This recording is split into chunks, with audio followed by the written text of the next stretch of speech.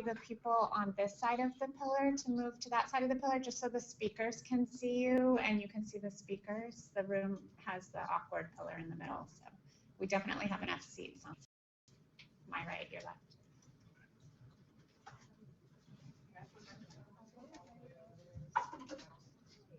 So good morning. My name is Alicia Galvez. Welcome to the CUNY Urban Food Policy Institute and the School of Public Ways and Strategies for a campaign to promote use of food benefits among immigrant families. As many of you already know, many immigrant families are reluctant or fearful or don't have the information that they need to take advantage of food benefits that they already qualify for in many cases. And obviously in a time like the one we're living in today, when a lot of things may be rolled back as far as services and resources available to immigrants, it's now more important than ever to communicate the resources and benefits that are available and remain available, and to fight to keep those available.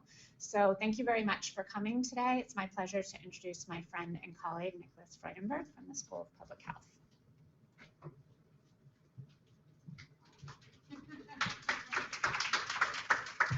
Good morning. Thank you all for coming. And it's such a pleasure for our institute, the CUNY Urban Food Policy Institute, to be working with the Jaime Lucero Institute. And I think a tribute to CUNY that it supports these research action centers that are engaged in the key issues today. Now, when we planned this forum a few months ago, we had no idea that it would be the week after this election. And for me, what's made it maybe more possible to get out from under the covers and get up and think about what we're going to be doing for the next 4 years is knowing that there are opportunities to talk to other like-minded people and together figure out how we're going to go forward in the coming years. So I'm very glad we're all here. I wish it had been under other circumstances, but the support we will need to go forward is here in this room and out in the streets, and let's figure out how to work together. Now,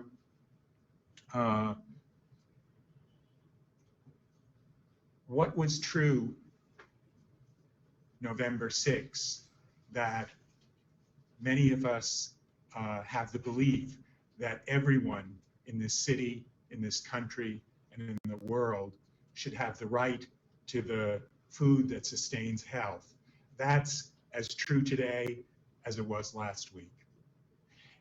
And it also was as true last week as it is today, that even in the wealthiest city in the world, even with a government that, a city government that speaks of making the right to food a reality here in New York. And we're talking about that in a very concrete way. I'm very pleased to be doing this session and to be working on this project with my colleague, Anabel Perez-Jimenez. And she is the research associate working on our Immigrant Access to Food Benefits project here at our institute. She is an immigrant, an advocate for immigrants, a recent graduate of Baruch College, currently a student in the public and immigrant integration, civil society organizations, urban and suburban politics, and public policy. She earned her PhD degree in political science from the University of California at Berkeley. She has been a researcher of the Harvard Kennedy School of Government and Cornell University. And she has also co-founded the section on migration and citizenship on the American Political Science Association, and served as its co-president and then secretary for 4 years. And not to mention, she is the author of Making Immigrant Rights Real, Nonprofits and the Politics of Integration in San Francisco. Thank you for joining us. And last but certainly not least, we have Jessica Husen Andrade.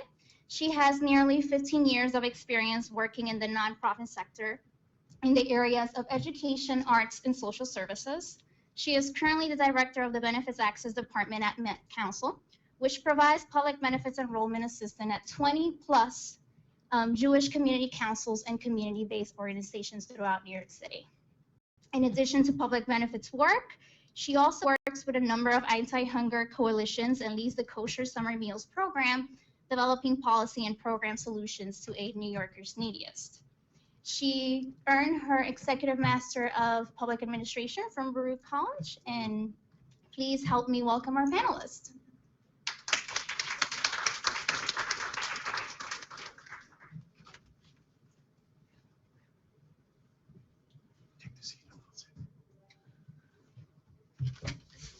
So Anabel and I are going to start it off, and then we'll hear from the panelists in the order that Anabel introduced them.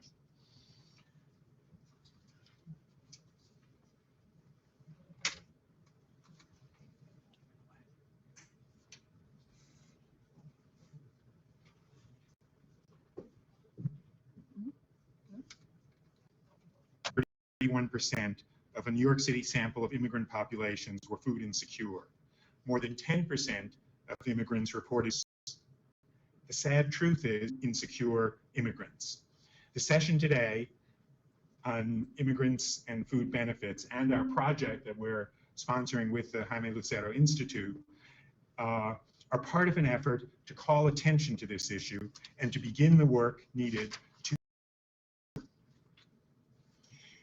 We all know, but just the total contributes to improving the health of the populations they serve. And so the question becomes,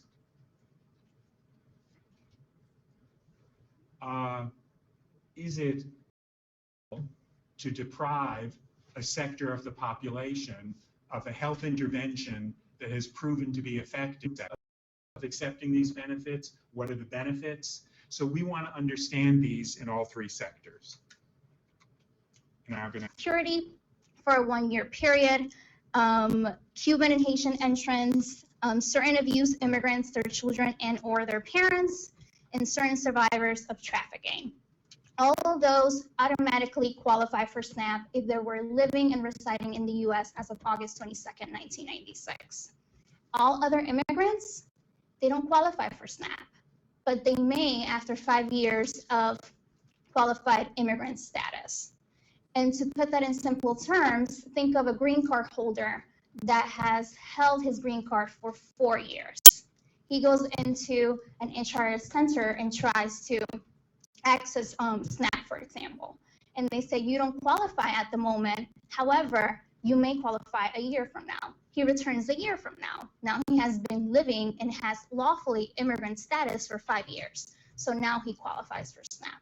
That is one simple example to put this in perspective. I don't automatically want to say that they don't qualify, but they will once they have 5 years of qualified immigrant status.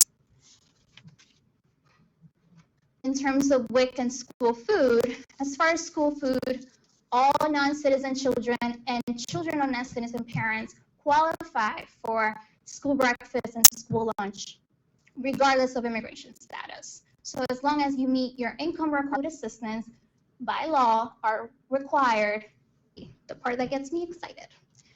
So as Nick mentioned, we have the Jaime Lucero Mexican Studies Institute working on this project with us.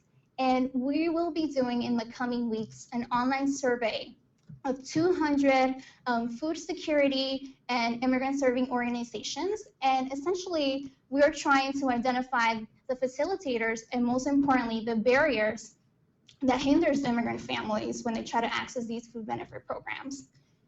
Following our online survey, we will be interviewing frontline staff, managers, and policymakers. And I think our end goal is identified opportunities for intervention. We will be developing messages and framing a campaign so that we can not only frame the campaign, but field test a campaign that would reduce these barriers and also enhance enrollment in these programs. We will be sharing with our partners and immigrant serving organizations at large and food security organizations the findings that we find.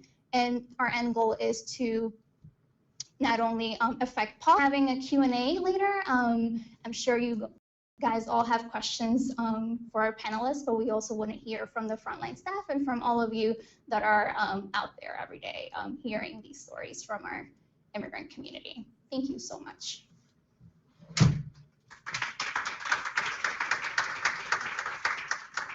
At the Mayor's Office of Immigrant Affairs, and he will be talking about the Mayor's Office perspective on food benefits for immigrants.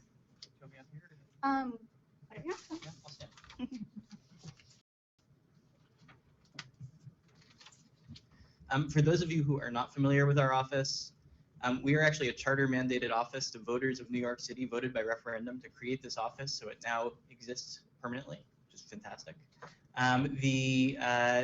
The primary work of our office, really, we have a very broad mandate, which is to improve the well-being of New Yorkers who are immigrants. So that leads it to us sort of to figure out what our priorities are. Our priorities so far have been, we've done a number of different things. We've done the municipal ID card, which many people have seen and many people have applied for. We've done a number of other projects in healthcare, education. We work across the city government, many different agencies. I'm happy to talk more about that during our Q&A about the other work that we do. But for now, I wanted to focus on the questions at hand here, and I'm excited to be here because I'm going to learn a lot about food policy, which is not my specialty, but one of the areas that we do work in. And I want to acknowledge, first of all, we have a lot of uncertainty, right? And I think several of you have already stolen my line about now more than ever, right? We have to really focus on what we're going to do to support our immigrant communities here.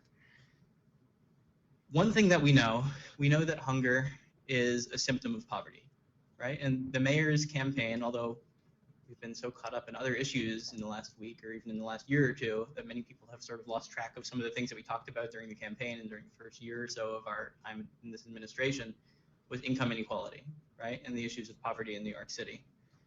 One of the groups most likely to experience poverty, we know, and we're continuing to do research on the different subpopulations of New York City with regard to poverty, are immigrants, especially undocumented immigrants, a very vulnerable population. One of the areas that we've been looking at, of course, has been food policy as a part of our overall work on what we've been calling immigrant inclusion. And what do we mean by immigrant inclusion? What we mean is sort of two different things. And I think in the academic literature, you see sort of two different aspects. One is sort of what people call like immigrant in the city. So those both important and both crucial really to ensure immigrant access to benefits in food, in health, and education, and other areas. Some of what we've been working on recently, I wanted to share some research. One particular research finding that I thought was quite interesting, we have not published yet, but will at some point, was on the importance that they are beginning at a much higher poverty rate than the overall city population. So the of SNAP benefits to those households through the eligibility of the US citizen or the LPR children has an immense effect on the family as a whole. So this is something that I think is not an intuitive point necessarily for many people who work in government, many people who work in nonprofit policy, but it's an important point to make, right? Is that SNAP, WIC, school food have immense benefits across the population. You can only imagine how much greater those benefits would be without the exclusions that we see. But these are importantly some of the work. I think we have a couple people from the Mayor's Office of Food Policy, right? Who's here from Status? The neighborhoods, as probably many of you will not be surprised to learn, are in many cases immigrant-heavy neighborhoods. So I think just as a sample ability to understand how to apply, what the rules are, and to feel more comfortable about the process, to reduce the stigma. So for instance, just to run down a couple of things quickly, I'm happy to talk more about them later. For unaccompanied minors who've arrived, particularly from Central America, and for other recently arrived immigrants, including asylum seekers, we have now assigned staff on a permanent basis to all recently. And so our goal is to make sure that we're really welcoming everybody who's a new immigrant to the city who's coming through what can be really a very frightening system. Essentially, where we're seeing them is at the immigration court, and the reason they're there is because they've been placed in removal proceedings. That doesn't mean they'll all be deported, but this is obviously a very that we have focused on as high need. all good reasons and all things that we wanted to accomplish. What we found, though, is that actually after people had the card for somewhere around a year of connecting people to food benefits, what we found is that it actually had a real effect on it, which is issued to everybody in the city who wants one. Early in the day, I'm not a morning person, so I'm glad that you guys showed up. Issues that are of importance to immigrant communities, and I want to say up front, Science Department for promoting immigrant rights and referral to more specialized services related to naturalization. To nonprofits play a critical role in immigrant integration issues, and I think it's just kind of good to see profits and nonprofits and city are politically and civically engaged at the local level. So nonprofits have done, I think, really good work, and that probably isn't news to many of you, but I think it's also good to keep in mind that nonprofits that advocate on behalf of immigrants, as a result, they are restricted in both the amounts and type of political work that they can do, and they are barred from openings for them to kind of communicate their advocacy agenda around language access, food issues with those administrative officials. Working in coalitions, I think, is critically important for nonprofits because they have limited resources. I think they want to work with others to pool resources, to multiply advocacy voices, and to expand and deepen their knowledge in a particular issue area, not just with immigrant advocates, but also advocates for other needy populations. It gives you access to all these wonderful cultural institutions. What does all this add up to? I think when nonprofits kind of combine these different advocacy strategies and they kind of pursue these over a prolonged period of time, they can help to make immigrant rights real. By that I mean is that they can narrow the gap between laws on the books, policies on the books, and practices that happen on a day-to-day basis. So when there is a policy around, for example, language access or labor rights, that these policies actually then are implemented and enforced in such a way that immigrants also reap the benefits from those. And those could be in a couple of different areas. And I think in my work I find this is both in New York and San Francisco. It's also because of the consistent, persistent advocacy by nonprofit organizations from the ground up that immigrant organizations were not consistently pushing for their interest. I think I'll leave in some of the challenges or some of the successes that we experience in trying to get immigrants. Approximately about 60% of our services were provided to immigrants. We've created a food safety net for the clients that we serve because we know that it's not just one touch that is going to help keep them out of hunger. So we have the largest kosher food pantry in the United States. And what we found is while it's kosher, it is open to everyone. And we actually see a large portion of Muslim immigrants come to us as well because some of the kosher halal guidelines are very similar. So they're able to consume that food without making a choice between their religion and feeding their family. We also provide home delivered meals to seniors. One of the highest rates of food insecurity in New York City that we see is definitely among the senior population. People are isolated, they may not be going to senior centers, so we need to find a way to how to get them food within their home so that they are not able to, whether at the state level or at the federal, if they have legal LPR children, or if they have any type of specialized status that allows them to be exempt from traditional citizenship requirements in order to get food stamps or other types of benefits. So we also, they are extremely terrified to enroll in food stamp benefits. What they've expressed to us is if they have any form of legal status, they are afraid of losing it once they enroll and it's available.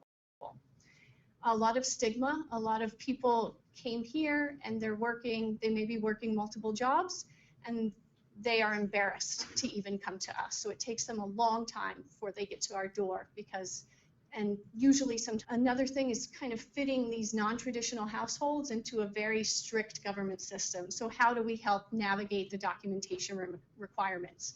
We have a direct relationship with the human resource community. We have to make sure that it's culturally appropriate, especially if we're working in an Orthodox community. The relationship between males and females is very different. So that dynamic we have to be aware of. Also, and education in those communities. adapting the model as different neighborhoods are changing and communities changing. We have to make sure that what we're doing is a living, breathing model so that it's always changing to meet the needs of the communities that we're serving. And we also recruit a number of volunteers that serve as community ambassadors within their community to make sure the message is constant and out there. So that's kind of everything from my perspective, but I'm happy to answer any questions, anything that we can help. But thank you so much.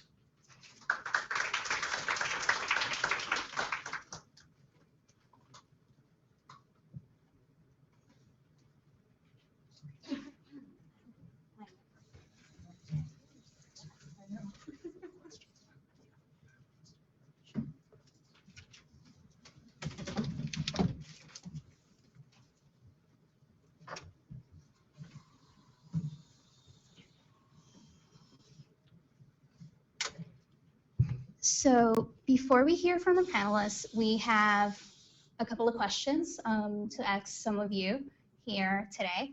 So let's start with the first one. So from your perspective, what are the main barriers that hinder immigrants' enrollment in food benefit programs? And we have someone that will be walking around with a microphone.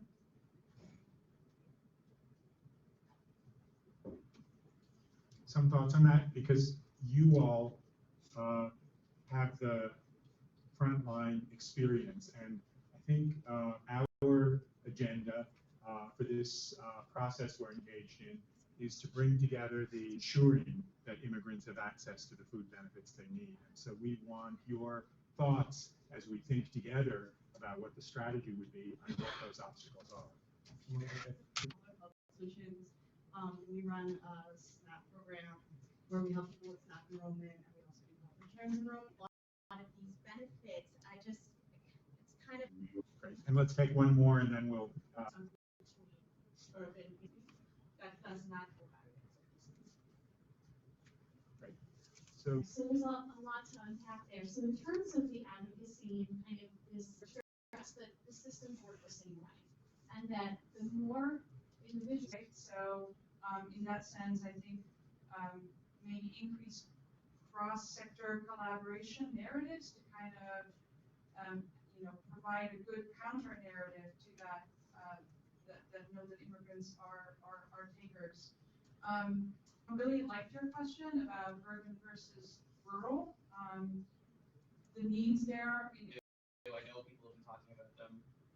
The mayor has committed to making sure that we protect the information that we have, including on the IDMIC program. In terms of the public charge fears, it's a disturbing thing because I think it's hard to imagine that everybody in the community can really understand these things without better information coming to them. And one of the things that I see, I know as a lawyer, not to disparage other lawyers, which is a popular thing to do, I know I hear when I go to the immigration court or USCIS or elsewhere, I've heard lawyers telling their clients, don't apply for this, don't apply for returns, don't apply, right? I'm sure you guys are all on it. It's wrong, right? It's safe to apply for those things. It remains safe to apply for those things.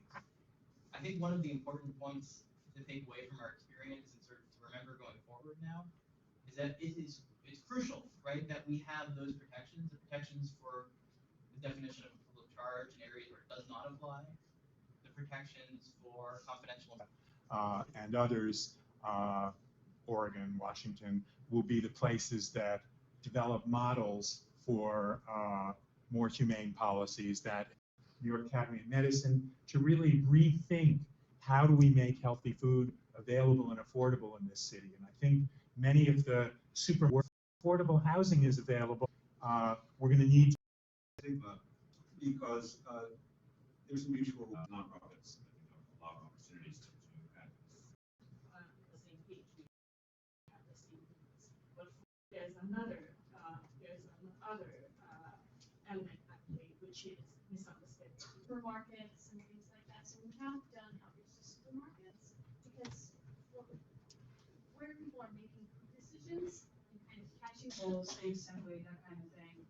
They can still do it, and when an organization is invited to provide testimony in say city council or a committee, then that doesn't count. So there's there's interesting, yeah, there's interesting variation. There are definitely opportunities to do that kind of lobbying. Administrative advocacy, so interaction with city and state departments is much less restricted. And since these are entities that are also really interested in the efficient implementation of programs, I think they're often very keen to hear from nonprofits what works, what doesn't work. So I think there's a mutual interest. Aside from that, there's of course many different ways in which nonprofits can share their agenda and push things forward, right? If you wanted to get more confrontational, judicial advocacy is a way to go. Your staff probably would have to have lawyers on board to make that a viable option. There's community education, grassroots mobilization, civic engagement at the local level. A lot of these require time and resources, and I think that's often problematic, and that's why coalitions, I think, are really a fruitful way forward. Not just coalitions of nonprofits, but also nonprofits with, say, labor unions, which have more resources, maybe to do that thing. So finding a common agenda with those entities would be good as well. So hopefully that addresses your question. Some, I want to come back to the urban-rural. I think what's also very striking is that we here in the city are also intimately connected to the food provision from rural areas, right? So I think that's another thing that we can leverage in this discussion. I mean, just go to your local farmer's market and see where your food comes from, right? And who helped to get the food there, right? That's another thing in terms of immigrant labor. And then in terms of a closing remark, something that I also think is interesting, we are focusing on New York City, and there's a lot of, exemplary policy and practices that are being developed here, but we can also look elsewhere. So I was recently in Atlanta, and I was staying in South Atlanta, which is plagued by a food desert, and the mayor's office there, the equivalent of Sam's office, is thinking really creatively about how can we bring fresh food to these communities if it is not through, say, grocery stores, which they can be a little reluctant to go there. So it might be good to see what's going on there. Similarly, I was in Detroit recently. You can imagine that's a city where grocery stores pulled out en masse in recent years. They're slowly coming back, and there's innovative practices there. I was staying in a part of town that actually is probably the most gentrified midtown, and finally Whole Foods came back, and that's probably, as you meet your like, well, that's not the most affordable food option. And you're right, but they adapted their local hiring practices, they adapted what they put on the shelves, they put the more affordable range of products on the shelves. So there are, I think, good grocery stores out there that are willing to work with communities to bring more affordable options. But actually, I liked your comment about bodegas and that we should work with existing entities in communities to see what can be done there, right? To bring fresher options and not necessarily wait for the grocery stores to come back in. So I'll leave it at that. Thank you so much. Yeah, thank you. The question of what we can do with businesses, right? Because businesses are often the ones that end up interfacing with immigrants is absolutely true.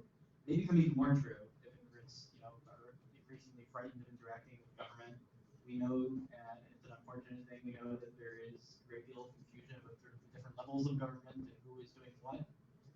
People continue to ask us, what role New York City plays in removals and deportations. Not play a role. But then there's confusion, right? People are afraid of interacting with the government. In some cases, justifiably so. In some cases, not. But there is that confusion. So to look to the businesses, I think, is a great idea. It's something that we've been beginning to do, and I think looking further, what we can do in terms of SNAP enrollment is a great idea. One of the areas where we've had some success, I think, in terms of the partnership with the business community has been, and we're still working on it, is in the IDMIC program, we partnered with a number of banks and credit unions. I think some people may have seen the news that not all the banks have partnered with us. We continue to do work to partner with all of them. Would be great. I think we're helpful to have increased pressure on all those banks to accept the IDMIC. But we do have a number. I think we're up to 13 now different banks. Trying to increasingly educate people about the fact that they can go to those banks, go to those credit unions. One of the other things that we've begun to do recently is to expand the locations where we do advertising about about city services. We know that not all of the people who are sort of the beneficiaries or potential beneficiaries of these programs are reading the Wall Street Journal and the New York Times every morning. In fact, I know that most of us are not reading the New York Times, Wall Street Journal every morning. What we know that they are doing, though, is that they're doing their laundry, right? They're going to laundromats, they're going to nail salons, they're going to credit unions, they're going to bodegas. So one of the things that we started to do is we started to place our advertisements about the access to benefits in those locations. And it's something that I think we've heard good feedback about and want to continue to do. It can be a challenge, to figure out where the right places to go in such a big city, so diverse. So that's one thing that we've seen some success with. And then the other thing on the partnership with the businesses is something like half of the businesses in New York City, small businesses in New York City, like these bodegas, are actually owned by immigrants, right? Actually, disproportionately large proportion of these, a number of these businesses that are owned by immigrants. So there's a real opportunity for us in partnering with these businesses to provide support to immigrants themselves, their families, their friends, to educate them, to help them, to promote really workforce development, help them with compliance. And so that's an area where I think there's a lot more to be done. We've been working a lot with several departments in the city to do that. I know that we're opening soon a new Workforce One Center in Washington Heights that will be focused on immigrant issues. So a lot of exciting stuff. I think I'll leave it there in terms of the business interfacing. I think there's a lot more to be said, obviously. And in terms of closing remarks, I wanted to thank everyone because I think it's really helpful for us to hear the feedback, and I hope that we'll continue to do it. I have my cards, so happy to talk to anyone after. I want to make sure that we continue to hear everyone's feedback on this issue. Thank you to all of you. In the spirit of turning evidence into action, which is the mission of our institute, I wanted to end with two advocacy messages. We haven't talked so much today about another intersection of immigration and food, which is the food workforce. A big part of the food workforce is immigrants, both people with and without documentation, and many of them, many people in the food workforce depend on food benefits because they don't earn enough to be able to support themselves and their family. The Food Chain Workers Alliance, a sister organization of ours, put out a report this week on the status of food workers in the United States. And Diana Robinson from the Food Chain Workers Alliance has a new posting on our website, cunyurbanfoodpolicy.org, talking about that new report and providing a link to it. And I also wanted to ask my colleague Ashley to talk about an upcoming event around school food, a program, a benefit that every immigrant child, no matter what their status, is eligible for, and a really important source of nutrition in New York City. So we have these postcards up front. The Lunch for Learning campaign is a really wonderful grassroots coalition working to see universal free meals in all New York City public schools. And one of the action items they have right now are these postcards, which we have a bunch up front. You don't need to mail them. All you need to do is take a look, read what it says, name, borough, signature. We're going to collect them back and deliver them, and these are all going to the mayor. So they're up front on the table. If you are going to another event or want to share them with somebody, feel free to grab a few, and you can always get in touch with me on how to get them back. Thank you, everyone. I would like to echo some of the sentiments that Sam shared. We need to continue to have this conversation. We need to continue to have conversations about how we can include immigrants in food benefit programs and social services. And last but not least, now more than ever, it is so important to continue to have this conversation. So thank you to all of you for taking the time to be here this morning.